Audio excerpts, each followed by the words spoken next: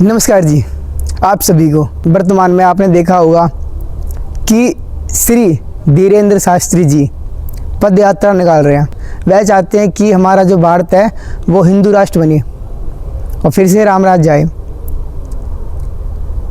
और जो वो भक्ति करा रहे हैं हनुमान जी की, वो सत्य भक्ति है, सत्य साधना है। मैं कैसे मान लूँ कि जो भक्ति धीरेन्द्र शास्त्री जी करवा रहे हैं वो ठीक है? क्या प्रमाण है उनके पास? कुछ नहीं।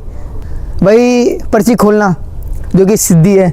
हालांकि सिद्ध लोग प्राप्त कर लेते हैं, फिर एक टाइम ऐसा आता है उस सिद्धि जो उनके प्राप्त होती है सिद्ध करने से वो ख़त्म हो जाती है। फिर उनकी जो दुर्गति होती है वो बहुत ही भयंकर होती है।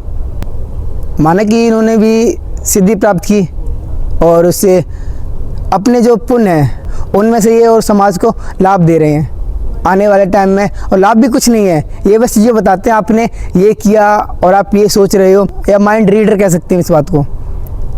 बस इतना ही इनका काम है। और रही इनकी भक्ति कितनी सच्ची है ये तो आपको पद यात्रा में दिखाते हैं।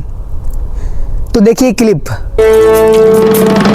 कौन है वो, कौन है वो, कहाँ से वो आया, चारों दिशाओं में तेज सा वो छाया, उसकी भुजाएं। आपने इस वीडियो में देखा ही होगा कि धीरेन्द्र शास्त्री जी बेहोश हो गए, बेहोश।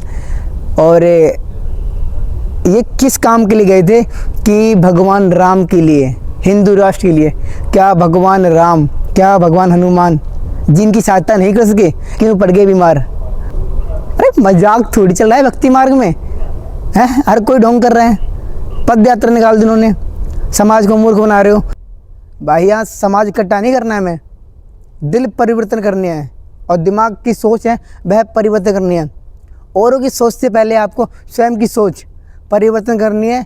आप तो हिंदू मुसलमान करते हो, आप तो धर्मगुरु हो। आपके जो नज़रिए में सब समान होना चाहिए।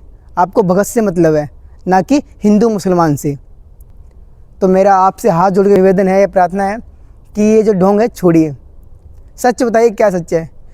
जब यही परिणाम आपके साथ हुआ कि आप पद यात्रा के दौरान बेहोश हो गए, बीमार पड़ गए। अरे आप तो नेक काम कर रहे हो, आप बीमार क्यों पड़े?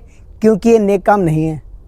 ना तो हनुमान जी ने इसका कहीं प्रमाण दिया है, ना तो हमारे सदग्रंथ इसका कोई प्रमाण देते हैं कि हमें पद यात्रा निकालनी चाहिए या हिंदू राष्ट्र बनाना चाहिए। और बात रही राम राज्य की, तो आपके लिए ये वीडियो एक बार देखिए।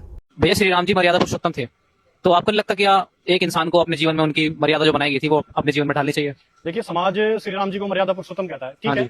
सबकी अपनी अपनी धारणा है कि वो उन्हें कहते हैं। बाकी जो उन्होंने अपने जीवन में दिनचर्या अपनाई वो आज के समाज में तो एक्सेप्टेबल नहीं है जी। जैसे उदाहरण के तौर पे हम आप बताएं कि श्री राम जी मांस का सेवन भी करते थे। अच्छा जी। और जैसे इंद्र अपनी पत्नी को मदिरा पिलाते हैं, वो सीता जी को पिलाया करते थे। ये हम नहीं कह रहे हैं, ये आपको प्रमाणित करते हैं वाल्मीकि रामायण से। दिखा दो एक बार। आपको दिखाते हैं। इसके अंदर आप आएंगे कि 42वें सर्ग में उत्तरकांड, तो अशोक वन में श्री राम और सीता जी का विहार, उसके अंदर आप देख सकते हैं स्पष्ट, जैसे देवराज इंद्र सची को सुधापान कराते हैं उसी प्रकार कुकुस कुलभूषण श्री राम ने अपने हाथ से पवित्र पेय मधु लेकर सीता जी को पिलाया। यहाँ पर जो आप पढ़ रहे हैं ना, मधु मेरे कम, इसका मतलब होता है मदिरा। अच्छा जी। तो श्री राम जी ने सीता जी को अपने हाथ से वो मदिरा पिलाई। की है मधु मेरे कम की है। 27 नंबर कोड है ही में देख अध्याय नंबर 30 में ये देख मेरे कम मधु। अच्छा। देख, परंतु देव ने उनकी बुद्धि हार ली और वे उस मेरे एक नामक मदिरा का पान करने लगे। और आगे पढ़ेंगे मासानी चय समस्तानी फलानी विविधानी चय, क्या इनकी उन्होंने मांस का भी भक्षण करा। कि जब सेवक आगे पढ़ेंगे नाचने गाने में कुशल तथा चतुर बहुत सी रूपवती स्त्रियां मधुपानजित मद के वशीभूत, मद यानी कि मदिरा के वशीभूत हो श्री रामचंद्र जी के निकट अपनी नृत्य कला का प्रदर्शन करने लगी। वीडियो में देखा भी होगा कि भगवान राम शराब पिया करते थे और मांस आहार किया करते थे। इंद्र की भांति वो भी अपनी जो पत्नी सीता माता को शराब पिलाया करते। देख लिया आपने इनके कर्तव्य। और आप चाहते हो कि अभी भी राम राज्य आना चाहिए? अरे भाइयों, आप तो ऊंचे वर्ण के हो, आपको तो लाभ मिल जाएगा। तो आप लोग चाहते हैं कि राम राज्य आए, इसमें आपको तो भला है क्योंकि आप पंडित हैं, ब्राह्मण ठाकुर हैं। लेकिन एससी वर्ग के जो लोग हैं उनके साथ क्या अन्याय करे हुए आप लोग?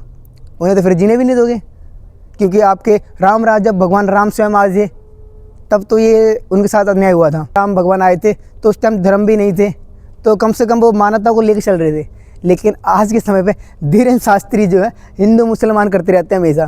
तो किस प्रकार से के वो सत्य भक्ति करा सकते हैं और किस प्रकार से भगवान हनुमान को वो भगवान बता सकते हैं। भाई ये भ्रम है, इससे बाहर निकलिए और समझिए अपने शास्त्रों को, ग्रंथों को जो कि भगवान ने दिए हैं। इनमें क्या लिखा हुआ है, गुरु कौन है, कौन भगवान है, एक बार समझो तो। संत रामपाल जी महाराज जी का शाम को 7:30 से 8:30 साधना टीवी पर सत्संग आया करता है। एक बार देखिए, संत रामपाल जी महाराज जी का 7:30 से शाम को 8:30 तक सत्संग आता है साधना टीवी तक। तो साधना टीवी पर जाइए और सत्संग सुने, या फिर यूट्यूब जैसे सोशल मीडिया प्लेटफॉर्म पे आप संत रामपाल जी महाराज जी सर्च मारकर और सत्संग सुन सकते हैं। या प्ले स्टोर से संत रामपाल जी महाराज जी एप्लीकेशन डाउनलोड करें और उसमें अपने सदग्रंथ को समझ सकते हैं और जो ज्ञान गुण रहस्य है उसे समझें और सच्ची भक्ति क्या है वह समझें और इन जैसे पाखंडियों के भरोसे में ना आए। सच्चाई।